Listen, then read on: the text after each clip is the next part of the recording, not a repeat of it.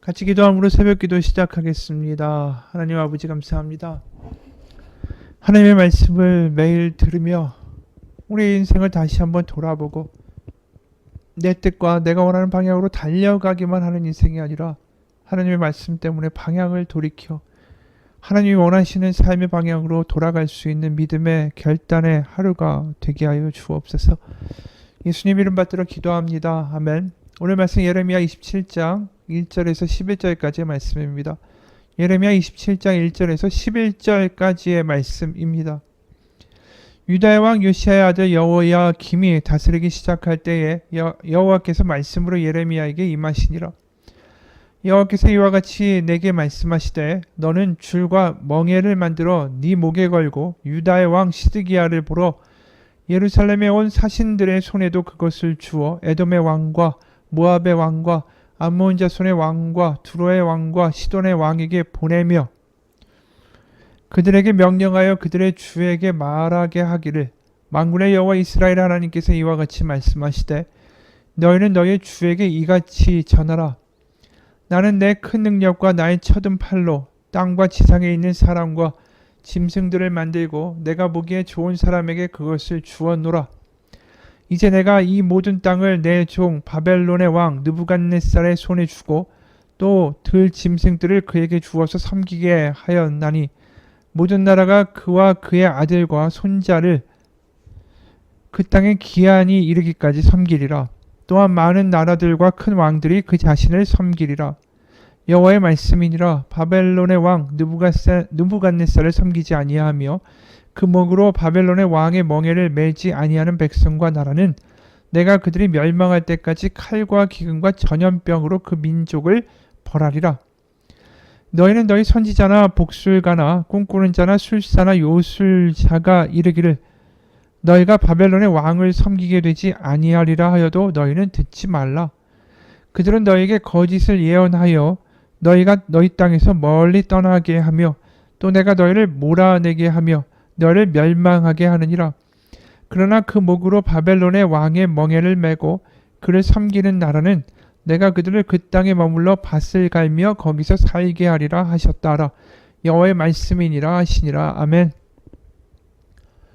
오늘 말씀의 1절에 보면 이 선포의 대상이 요시야의 아들 여호야김, 그가 다스리기 시작할 때에 예레미야에게 말씀이 임하셨다라고 이렇게 나옵니다. 또 3절에 보면 유다의 왕 시드기야를 보러 예루살렘에 온 사신들의 손에도 이것을 주어 에돔의 왕, 모압의 왕, 암몬 자손의 왕, 두로의 왕, 시돈의 왕에게 보내라. 그래서 여기가 좀 혼란이 있지만 전체적인 말씀은 결국 이 시드기야에게 선포가 된 거죠. 여호야김 있을 때에 하나님의 말씀이 임하실 수도 있고 또 선포의 때는 또 시드기야 때에 가서 선포되었을 수도 있고 하지만 어찌됐든 간에 결국 궁극적으로 선포가 된 때는 시드기야 왕 때에 선포가 된 거예요. 그래서 26장과 27장은 10년의 시간이 지나가는 때입니다. 어떻게 보면 멸망이 훨씬 더 가까워진 거죠. 여호야김이 11년 다스리고 그 다음에 여호야긴 바로 3개월짜리 왕이 있었고 바로 시드기야로 넘어갔으니까 말입니다. 그리고 시드기야 왕 때에 느부갓네살이 결국 남유다를 패망시키죠.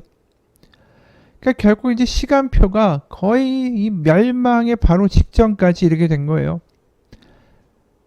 그래서 예레미야가 이렇게 선포를 하죠. 어떻게 하냐면은 특히 2절에 보면 줄과 멍에를 만들어서 목에다 걸고서 이제 선포를 하게 됩니다. 바벨론에게 결국은 복종을 하는 거죠. 그 멍에와 줄을 매고 그게 포로나 어떻게 보면 종의 모습 아닙니까? 그게 결국은 이제 바벨론에게 그렇게 하라는 거죠. 그래서 6절, 7절, 8절 보면 이런 말씀이 예레미야 입에서 터져 나옵니다. 이제 내가 이 모든 땅을 내 종 바벨론의 왕 느부갓네살의 손에 주고 또 들짐승들을 그에게 주어서 섬기게 하리니 모든 나라가 그와 그의 아들과 손자를 그 땅에 기한이 이르기까지 섬기리라. 또한 많은 나라와 큰 왕들이 그 자신을 섬기리라. 여호와의 말씀이니라. 그래서 이 바벨론 왕 느부갓네살을 섬기지 아니하고 이 바벨론 왕의 멍에를 매지 아니하는 백성과 나라는 칼과 기근과 전염병으로 그 민족을 내가 멸하리라, 벌하리라, 이렇게 하나님 말씀하세요. 이 말씀의 대목만 보면 완전히 하나님은 이 바벨론의 느부갓네살 편입니다. 게다가 우리가 또 충격적으로 받아들일 수밖에 없는 부분은 느부갓네살을 어떻게 부르시느냐라는 거예요. 6절에 내 종 바벨론의 왕 느부갓네살 이렇게 나옵니다. 바로 여호와의 종, 바로 그게 느부갓네살이라는 거죠. 게다가 지금 그 말을 듣지 않는 나라는 칼과 기근과 전염병까지 올 것이다. 그러면서 여기에 나와 있는 또 9절에 너희는 너희 선지자나 복술가나 꿈꾸는 자나 술사나 요술자가 이르기를 너희가 바벨론의 왕을 섬기게 되지 아니하리라 하여도 너희는 듣지 말라. 너에게 거짓을 예언하여 너희가 너희 땅에서 멀리 떠나게 하며 너희를 멸망하게 하는 것이다. 바로 이렇게 이 바벨론이 이렇게까지 커져서 우리와 이웃 나라들과 열방들을 아까 나왔던 그 시드기야에게 왔던 여러 왕들 있지 않습니까? 사신들, 두로, 시돈, 에돔 뭐 이런 사람들. 아무리 이 사람들이 하는 이야기가 우리가 연합하여 바벨론을 견제할 수 있고 바벨론이 결국은 우리를 이렇게 멸망하게 하진 않을 거다. 애굽이 또 있다라고 외쳤던 그런 이야기들이 다 거짓이다라는 거죠. 이미 하나님은 바벨론의 그 승리와 바벨론을 통하여 이 이스라엘과 그 근방의 나라들을 분명하게 치리하실 것이고 징계하실 것을 이미 정하셨기 때문입니다. 그러니까 나의 종 느부갓네살이라는 것은 이미 하나님이 글을 쓰시기로 결정하신 거죠. 그 하나님이 결국은 다 결정하시고 끝났다라고 선포하시는 거예요. 시드기야 왕 때는. 왜냐면 마지막 왕이고 더 이상의 어떤 돌이킴이 없고 바벨론은 이미 모든 나라들을 제패하고 드디어 이제 남유다를 도륙하러 올 때 바로 그 직전이기 때문입니다. 근데 여기서 이제 가장 중요한 게 뭐냐 하면 우리가 아까 느부갓네살이 나의 종이라고 하나님 말씀하셨다고 할 때 그게 충격이다라고 말할 수 있다라는 이야기를 했었죠. 왜 하나님의 뜻에 따라서 율법을 알고 하나님을 사랑하고 여호와의 백성이라고 불리는 사람이 하나님의 종이 아니라 율법도 모르고 무자비하고 하나님에 대해서는 알지 못하는 느부갓네살이 어떻게 하나님의 종이라고 하나님이 스스로 말씀하실 수가 있습니까? 라고 우리는 생각할 수 있기 때문입니다. 그런데 여기서 중요한 건 이 느부갓네살이 하나님의 뜻을 안다 모른다가 중요한 게 아니라 하나님의 도구가 되어 쓰이고 있다라는 거예요. 그래서 지금 그 이야기를 무엇과 연결해야 이해할 수 있냐면 우리가 6절, 5절 보면 이렇게 나옵니다. 5, 6절에 나는 내 큰 능력과 나의 쳐든 팔로 땅과 지상에 있는 사람과 짐승들을 만들고 이제 내가 이 모든 땅을 내 종 바벨론의 왕 느부갓네살의 손에 주고 이렇게 이야기가 될 때 여기서 중요한 건 내 종 느부갓네살도 맞지만 여기에 모든 주어가 나는 내 큰 능력과 나의 쳐든 팔로 또 내가 이 모든 땅을 여기에 나라는 1인칭이 굉장히 강조되어 나와요. 그 히브리어로 보면 인칭 대명사 아노키라는 히브리어가 연거푸 나옵니다. 뭐냐 하면 바로 내가 가진 능력과 바로 내가 이 땅을 내 종 바벨론 왕 느부갓네살 손에 건네줄 것이고 그러니까 뭐냐 하면 지금 결국은 이 내 종이라는 이야기를 하게 된 이유는 바로 바벨론의 왕까지도 내가 모든 것을 통제하는 내가 하나님이다 라는 이야기를 더 하고 싶으신 거예요. 그러니까 내 종이라는 말은 결국 내가 하나님이고 아무리 강력한 강국과 제국이라도 결국 내가 다 다스리고 내가 다 컨트롤하는 대상일 뿐이다 라고 말씀하시는 거죠.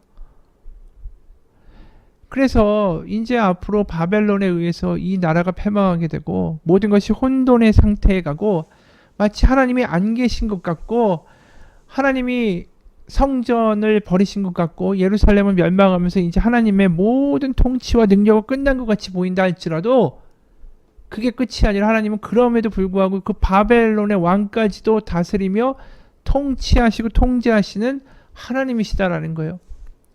그러니까 더 간단하게 말하면 아무리 혼란이 있고 하나님 안 계신 것 같다 할지라도 그럼에도 불구하고 그 모든 상황을 하나님은 여전히 통제하고 계시다라는 뜻입니다. 이게 굉장히 놀라운 이야기죠. 하나님이 안 계신 것 같아도 그 상황마저도 하나님은 다 알고 통제하고 계신다. 그게 믿음이라는 거죠. 그런데 이스라엘 백성들은 자신들의 수단과 방법과 계획과 어떤 이방신들과 우상들과 또 이 주변의 강국들을 의지하면서 자신들의 안전을 통제하고 싶어해요.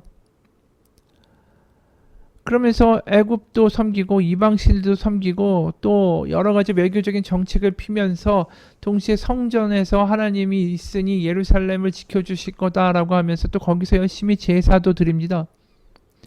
그러면서 한편으로 우린 멸망하지 않아 라는 이야기를 계속해서 이 거짓 선지자들은 선포하고 싶은 거죠. 이 모든 욕구는 뭡니까? 우리가 다 통제하고 있어. 우리의 뜻대로 될 거야. 잘 될 거야.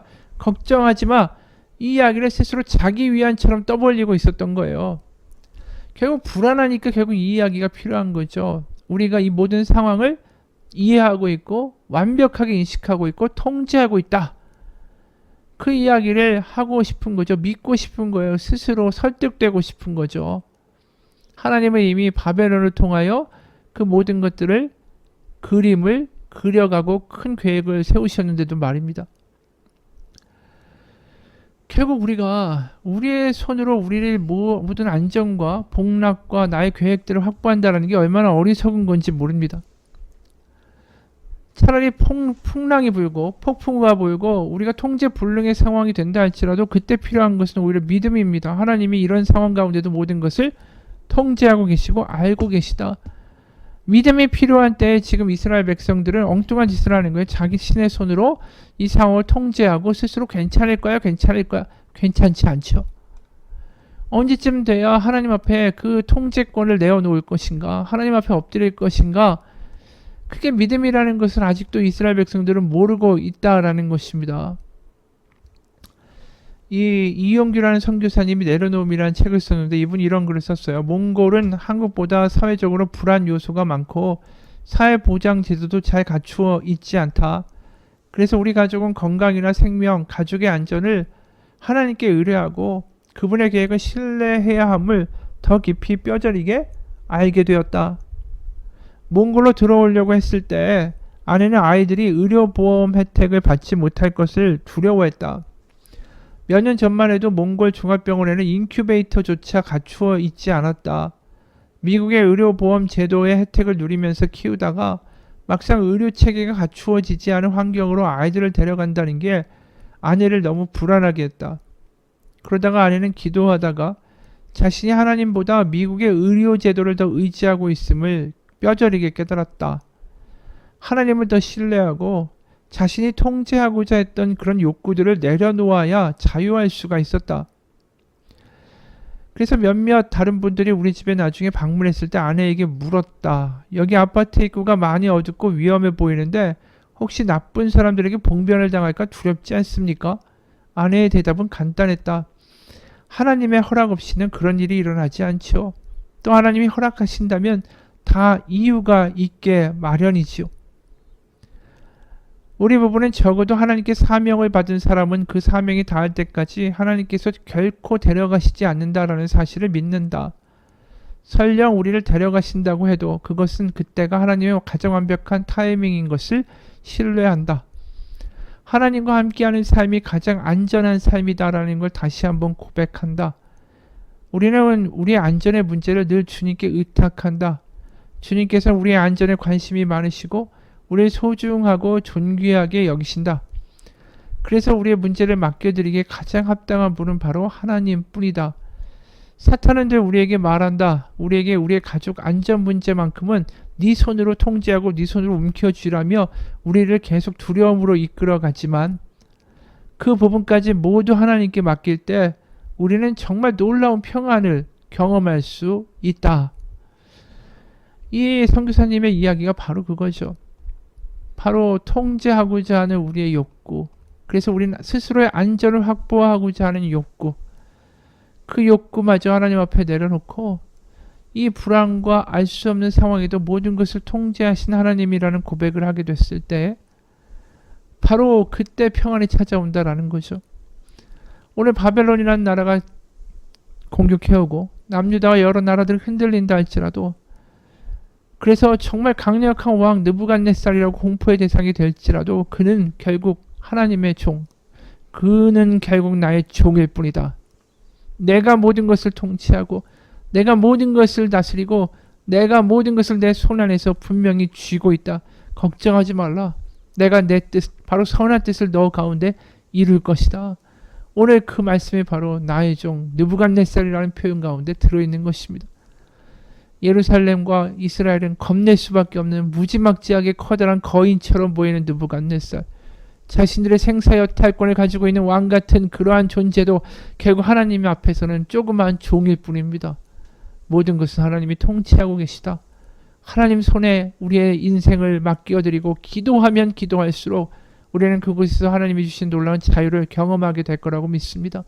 지금도 우리를 억압하고 있는 커다란 누군가나 어떤 대상이나 죽음이나 병이나 경제적인 위기가 있을 수 있습니다. 골리앗처럼 커다란 거인처럼 느부갓네살처럼 정말 너무나도 압도하며 우리를 다가올 때에 우리의 손으로 우리의 인생을 통제하고 막아보려고 하지 말고 그 막강한 적마저도 하나님의 그저 손약에 있는 아무것도 아닌 도구일 뿐이다. 하나님이 이 모든 것을 통치하신다라는 믿음을 가지고 하나님이 주시는 자유를 경험할 수 있는 우리의 믿음 되기를 주님의 이름으로 축원합니다. 같이 기도하겠습니다. 하나님, 오늘 말씀에서 하나님 말씀하십니다. 내가 통치한다. 내가 만들었다. 나는 내 큰 능력과 나의 쳐든 팔로 땅에 지상에 있는 모든 사람과 짐승을 만들었고 내가 이 모든 땅을 내 종 바벨론의 왕 느부갓네살의 손에 주고 그를 다스리게 한 거다. 내가 모든 것을 통치한다. 내가 바로 내가 하나님입니다. 그 하나님의 말씀이 우리 가운데 들려지고 새겨지고 믿어지기 원합니다. 더 이상 우리의 삶의 안정과 복락과 이 통제권을 내가 쥐며 안달복달하는 게 아니라 바로 나의 삶의 통제권을 주님 앞에 내어드립니다. 그리고 그 대신 걱정하는 대신에 수시로 기도할 것입니다. 하나님 지키소서. 하나님 인도하소서. 하나님 우리의 삶을 받으셨으니 하나님 인도하시고 지키시며 불꽃 같은 눈동자로 보호하소서. 하나님 오늘 인생에 일어나는 모든 일들을 하나님의 손아귀에서 주시며 통제하시고 하나님의 큰 뜻으로 인도하여 주옵소서. 수시로 그 기도 가운데 늘리는 자유가 우리를 지배하는 믿음의 하루가 되게 도와주옵소서. 예수님의 이름 받들어 기도합니다. 아멘.